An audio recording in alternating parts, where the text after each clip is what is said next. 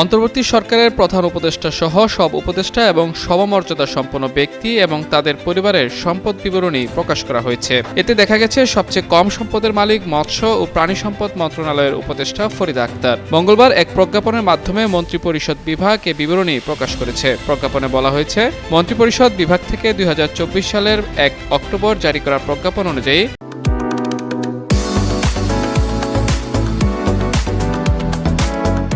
অন্তর্বর্তী সরকারের উপদেষ্টা এবং সমমর্যাদা সম্পন্ন ব্যক্তি এবং তাদের স্বামী স্ত্রী ৩০ জুন ২০২৪ ও ৩০ জুন ২০২৫ তারিখে সম্পদ বিবরণী প্রকাশ করা হলো। প্রজ্ঞাপন অনুযায়ী ২০২৪ সালের ৩০ জুন ফরিদা আক্তারের সম্পদের পরিমাণ ছিল ৮১,২৮,৯২৯ টাকা। ২০২৫ সালের ৩০ জুন তা বেড়ে ১,২,২৫,০৬০ টাকা হয়েছে। অন্যদিকে তার স্বামীর সম্পদ ১,৬,৫৩,৯৮১ টাকা থেকে বেড়ে ১,১০,২৩,৯৪৯ টাকা হয়েছে।